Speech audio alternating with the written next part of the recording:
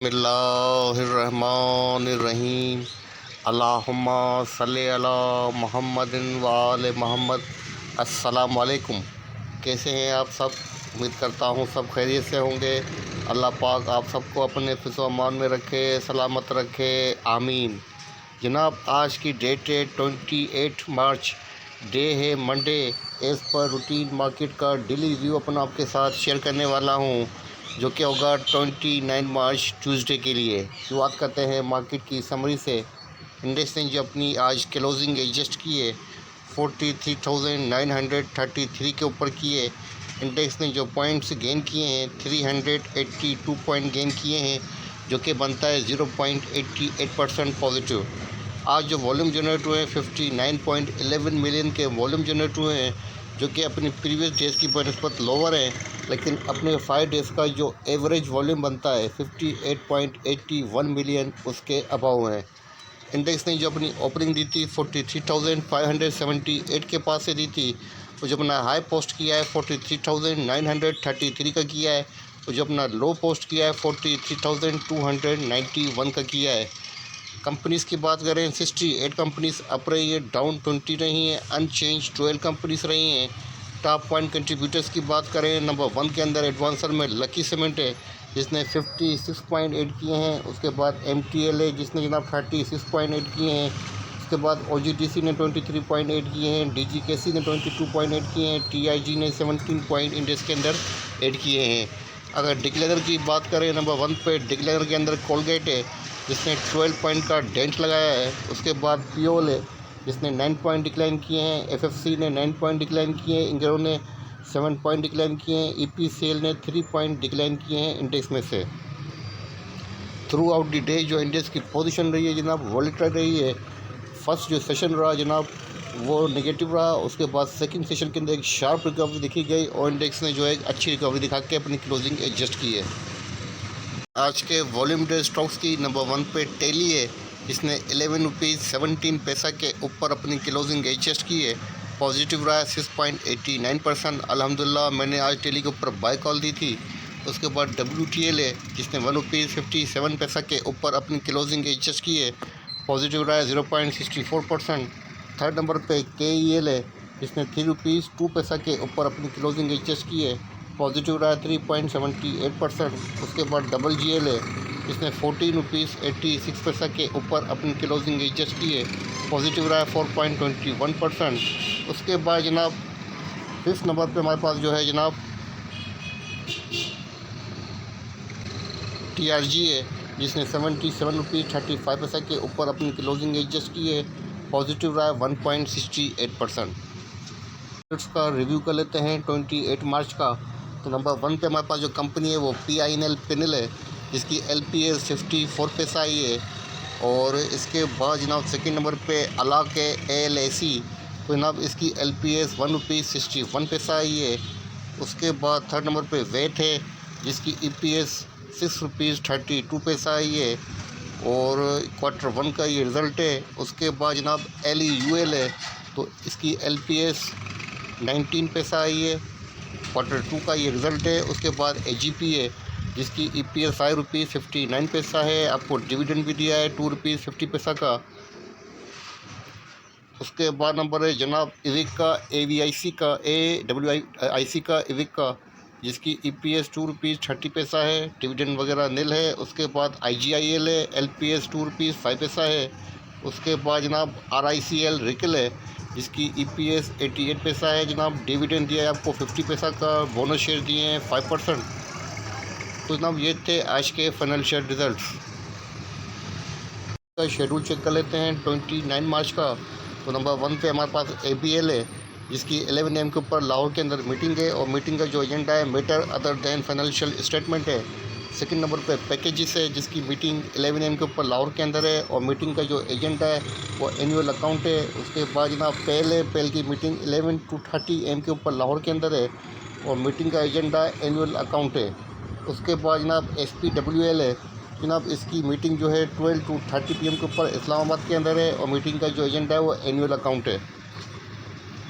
आज की insider transaction की नंबर 1 पे हमारे पास जो कंपनी है आज BRR है, जिसके अंदर जनाब इसका ट्रेंड बाइंग के ऊपर है और आज भी इसके अंदर बाइंग हुई है 11,000 शेयर्स की 11 रुपीज़ 6 पैसा की प्राइस के ऊपर।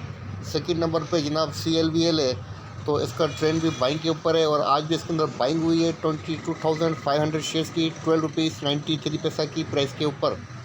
थर्ड नंबर पे जनाब CCM है, इसका ट्रेंड डिटेक्ट नहीं हो रहा है, लेकिन इसके अंदर जो ट्रांजेक्शन हुई है गिफ्ट इन हुआ है 30,588 शेयर्स का।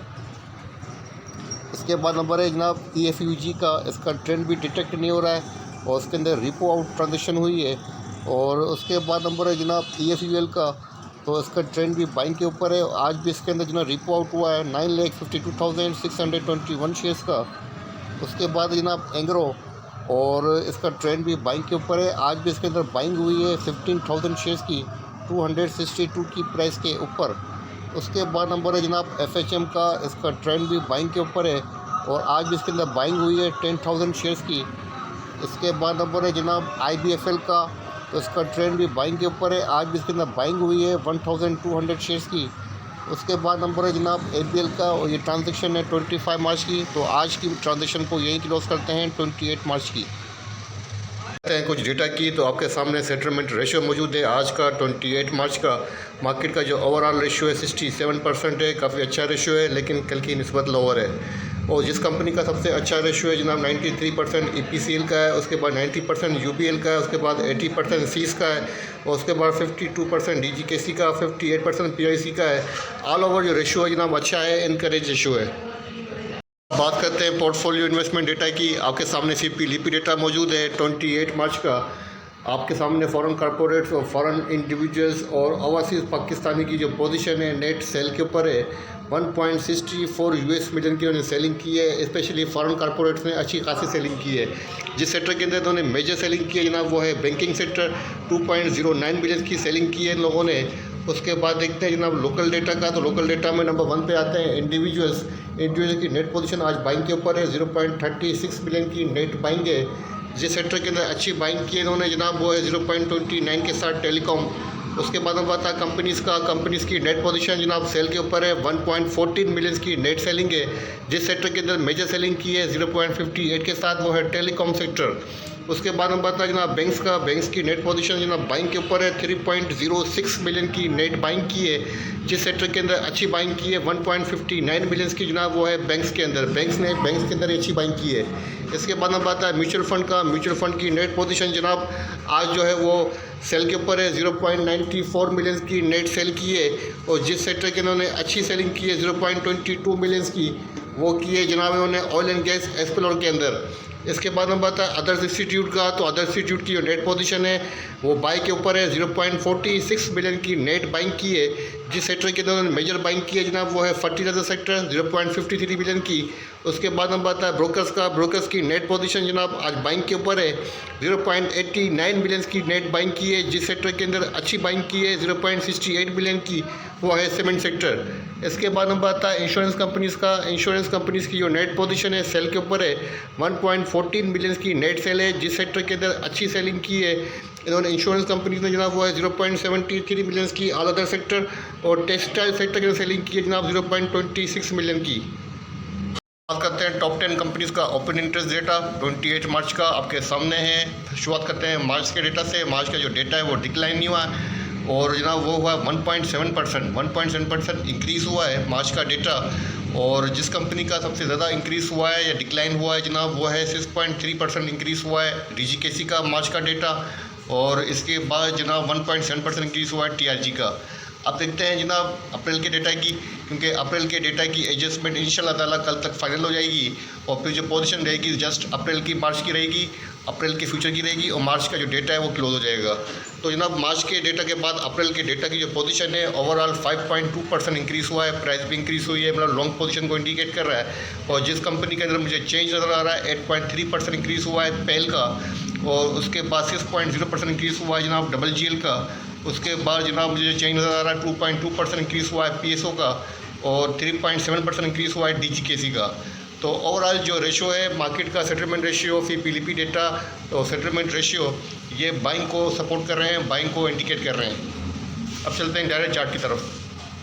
चार्ट ओपन है और डेली चार्ट के ऊपर यहाँ पर आप देख सकते हैं कि आज जो क्लोजिंग हुई है हैमर कैंडलस्टिक के ऊपर अपनी क्लोजिंग हुई है और इंडेक्स ने अपनी जो रेजिस्टेंस थी 43,900 की, फर्स्ट रेजिस्टेंस 43,700 के अराउंड थी, इसको सस्टेन किया, ब्रेक किया और उसके बाद अपनी जो सेकंड रेजिस्टेंस बनती है 43,930 की, इसको भी सस्टेन किया है और अपनी क्लोजिंग इसके अराउंड की है। अच्छा जनाब, अब ये जो मूवमेंट है जो आपको सामने नज़र आ रहा है कि इंडेक्स जो है पॉजिटिव नज़र आ रहा है, अब ये मोमेंटम कहाँ तक बरकरार रख सकता है, सवाल ये है। तो जनाब इंडेक्स के पास अब जो मेन हर्डल है वो 44,262 का है। 44,262 की मेजर रेजिस्टेंस है जिसका ब्रेकआउट इंडेक्स को जो है इंशाल्लाह ताला पॉजिटिव टेरिटरी के अंदर इंटर कर देगा। अगर इन केस इंडेक्स 44,262 को सस्टेन नहीं कर पाता है तो स्टॉप एंड रिवर्स होता हुआ भी हमें नज़र आ सकता है। और इंडेक्स के पास जनाब अब जो मेजर बनती है सपोर्ट वो 43,737 की है। और जिस तरह कल मैंने आपको सजेस्ट किया था कि इंडेक्स की जो पोजीशन है रिकवरी को फेवर कर रही है, तो आज की जो पोजीशन है वो भी रिकवरी को भी फेवर कर रही है। वॉल्यूम के अंदर भी अच्छा इंक्रीमेंट है और जो पैटर्न है वो भी रिकवरी को फेवर कर रहा है। लेकिन अब देखना यहाँ पर है कि इंडेक्स 44,262 को सस्टेन कर पाता है या नहीं कर पाता है। RSI MACD को चेक कर लेते हैं। तो जनाब RSI जो है अभी तक 49 है, RSI के अंदर इंक्रीमेंट है और RSI कंटिन्यू इम्प्रूव होती नज़र आ रही है। MACD की डाइवर्जेंसेस जहाँ पर आप देख सकते हैं आज बुलिश क्रॉसओवर जनरेट हुआ है, आज बुलिश क्रॉसओवर जनरेट हुआ है काफ़ी दिनों बाद, तो ये भी पॉजिटिव साइन है। मतलब ऑल ओवर पोजीशन इंडेक्स की जो जनाब रिकवरी को फेवर कर रही है। तो मेरे हिसाब से अब आपको अपनी पोजीशन एटलीस्ट 44,262 तक होल्ड करनी चाहिए। और आप देख रहे हैं कि अवली चार्ट के ऊपर इंडेक्स 44,262 के पास रिजेक्शन फेस कर रहा है, तो आपको सेल कर देनी चाहिए, अदरवाइज़ अपनी पोजीशन होल्ड कीजिएगा। तो जनाब ये था छोटा सा व्यू इंडेक्स का जो आपके साथ शेयर किया है। उम्मीद करता हूँ वीडियो पसंद आएगी। वीडियो पसंद आए तो लाइक कीजिएगा, दूसरों के साथ शेयर कीजिएगा। अपने प्यारों का बहुत ख्याल रखिएगा, मुझे अपनी दुआ में याद रखिएगा। इसी के साथ मुझे याद दीजिए, अल्लाह हाफिज़।